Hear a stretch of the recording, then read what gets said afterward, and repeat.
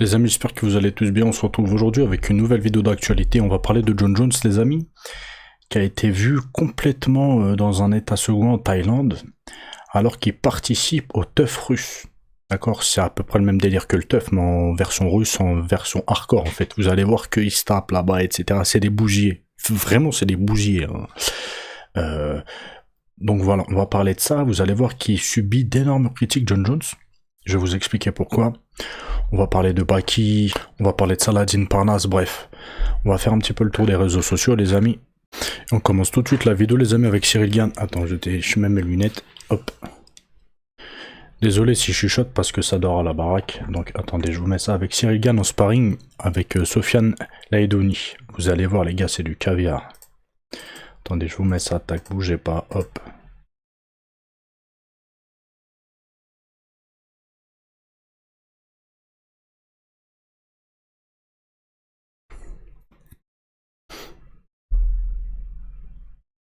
C'est propre, hein. Ciryl Gane est vraiment très très fort, les gars.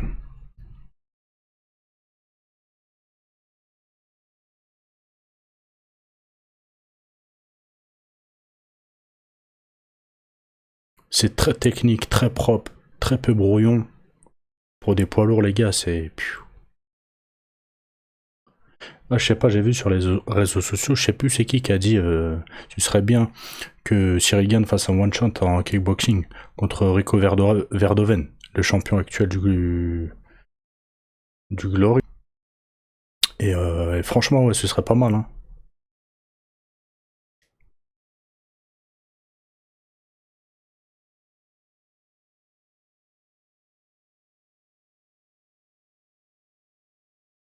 Très très beau sparring. Maintenant les amis, on va parler de Saladin Parnasse qui est revenu sur son dernier KO là, lors de son dernier fight contre Marianne. J'étais revenu à chaud en disant que l'arbitre avait stoppé un petit peu prématurément le combat. Je le pense aussi, il aurait pu attendre 2 secondes en plus, 2-3 secondes en plus. Mais voilà, je pense que de toute façon, pour revenir, ça aurait été très compliqué. Mais il aurait dû, voilà, pour éviter toute polémique, attendre 2 secondes, à moins qu'il déconnecte vraiment, voilà, et stopper le combat, comme ça, voilà. Et justement, Saladin Parnasse revient sur ça, et il explique qu'à un moment donné, il le touche au corps, et il fait un bruit. Et c'est à ce moment-là qu'il a su qu'il l'avait touché, et c'est pour ça qu'il fait une accélération, etc. Bref, on l'écoute. Je mets mon gradin de poing, j'entends, il fait un bruit dès que j'ai touché son vide, il a fait. Est-ce que toi, à ce moment-là, t'entends son cri? Donc je suppose que oui, et c'est là que tu te dis que tu dois juste le terminer. J'entends clairement son petit bruit, il gémit, il fait un gros bruit. Et l'arbitre, je pense qu'il a entendu aussi. Et du coup, c'est pour ça que je me suis relevé. J'ai pris tout mon élan pour mettre un gros gradin de poing. Que j'ai vu qu'après il s'est mis en boule, il n'en voulait plus, quoi. Ouais, non, c'est clair, c'est parce qu'il y a eu des petites interrogations en ligne, on l'a vu, j'imagine que tu l'as vu aussi un petit peu.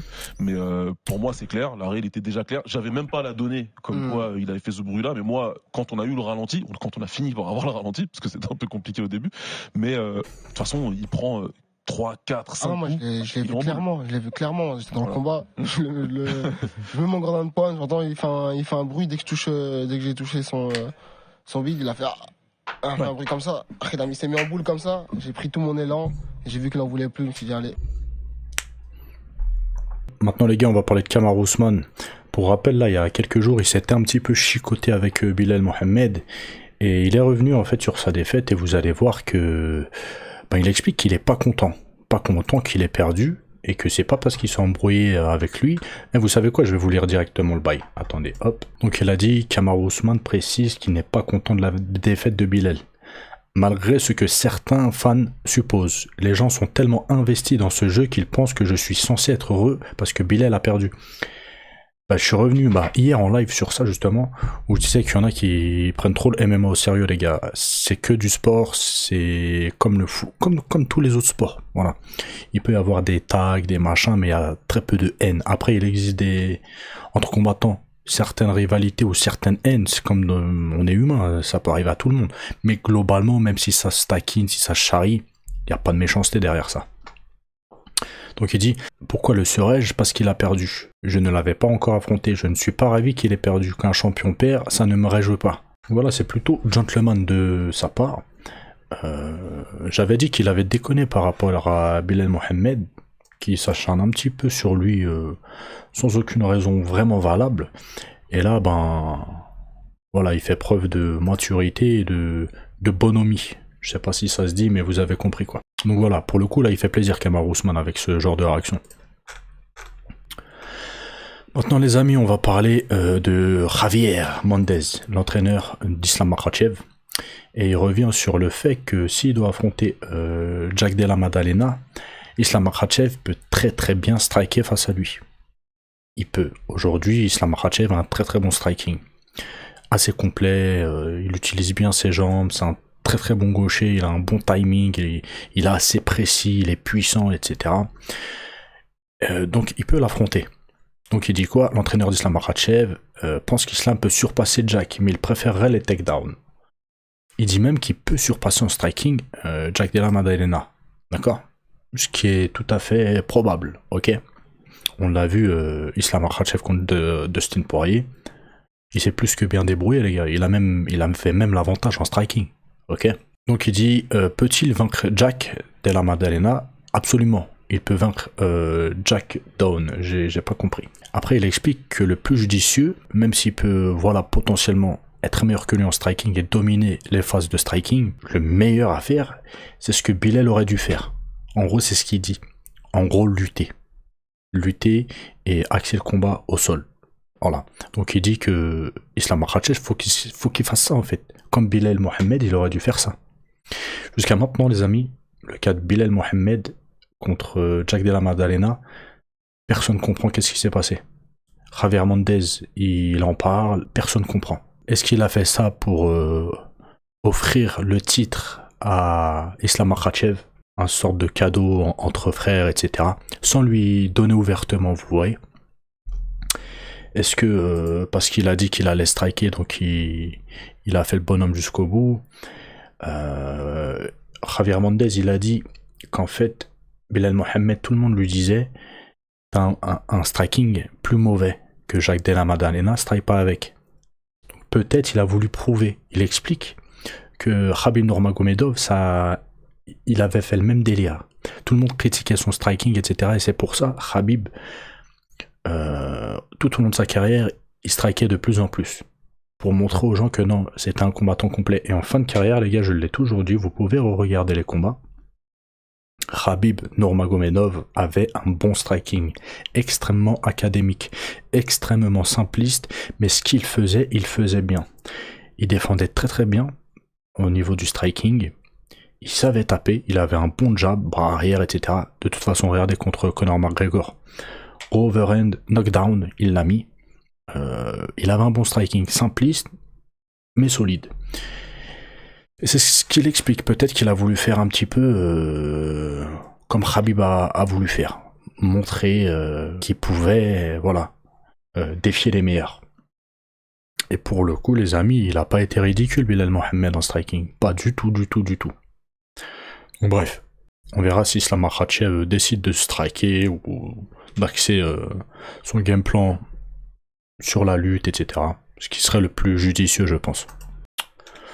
Maintenant, les amis, on va parler de Alex Pereira contre Magomed Ankalaev. Bon, l'info vient de sortir là, mais moi ça fait déjà 2 semaines que je vous en parle, les amis.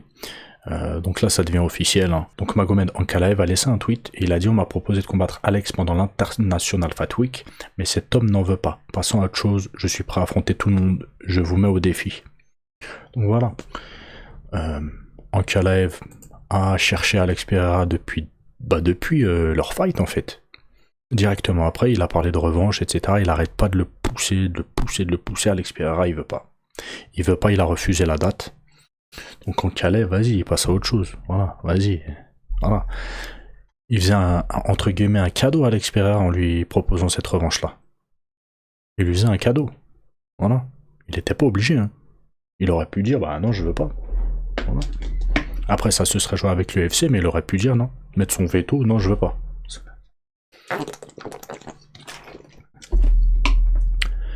Donc on va voir hein, ce que Pereira va faire. En tout cas, voilà, ça pue. Maintenant, les amis, il y a Baki qui est passé sur Canal+, donc sur leur Instagram Canal+. ils ont mis un petit extrait de leur reportage où ils parlent de Baki. Et ils décortiquent l'art de l'esquive de Baki Baysangour. Donc on regarde ça les gars. Baysangour Shamsudinov est devenu maître dans l'art de l'esquive. Décrypter chaque micro-geste de son adversaire pour anticiper, réagir.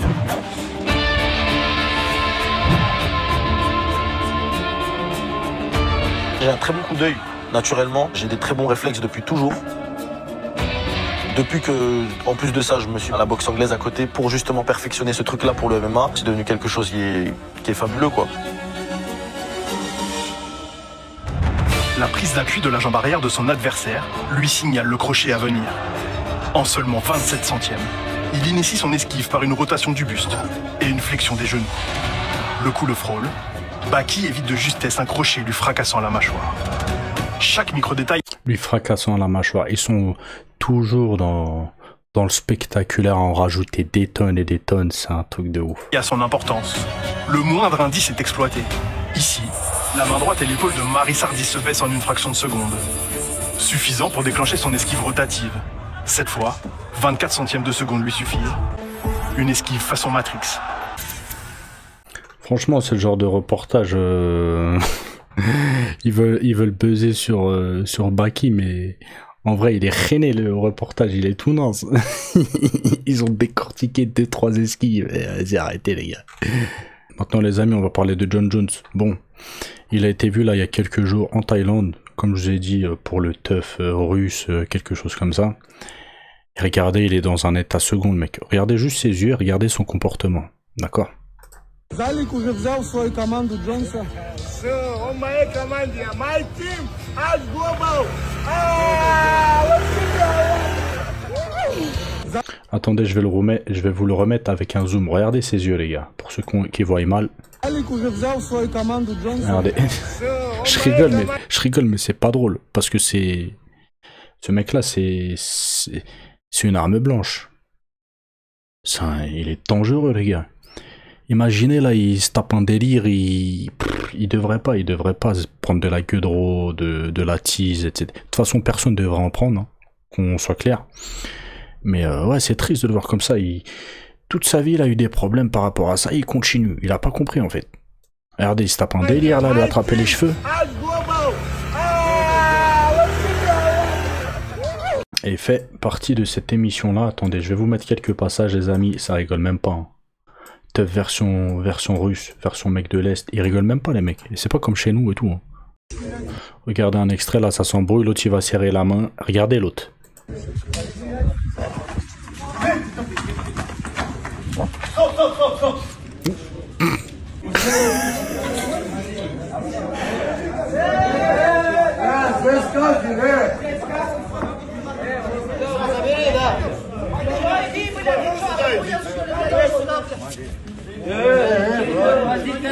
Иди сюда. Смотрите все, пацаны. Я всем уважуха. Я гость. Ваш друг, ваш брат встретил меня как бледина. Я за это отвечу. Иди сюда. Не обессуй. Не держи меня. Он твой друг, твой брат. Не обессуй, еще раз говорю. Потому что меня держишь. Не обессуй. Я на эмоции. Брат, он сказал не обессуй.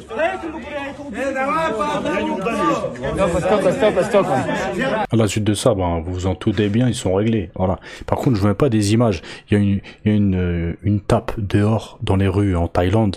Il y en a, il finit en sang à l'hôpital. C'est keto leur émission. C'est keto de ouf. Mais là-bas, ça passe aux antennes normales.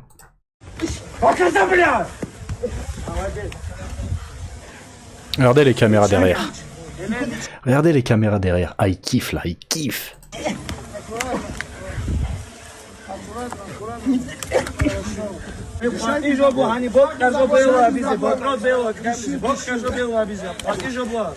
Деремся в стойке. А как стойка, блядь, с улицы идет, блядь. Деремся в стойке. Деремся в стойке. Ставьте, дерутся, все. Бля, вы на натуре все умные. Чего вы говорите? Ботро бело, как ботро. Ваяну.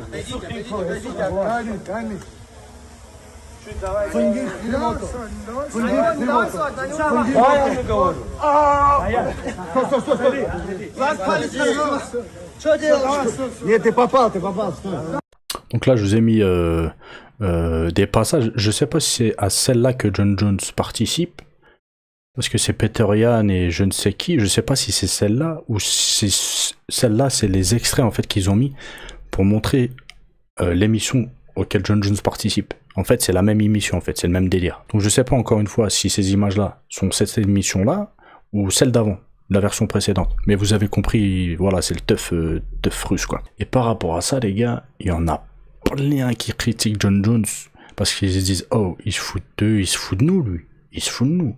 Et ça fait un an et demi que Thomas Pinal est champion intérimaire, qui toutes les semaines dit à John Jones, viens on se tape, viens on fait un ralliement de la ceinture.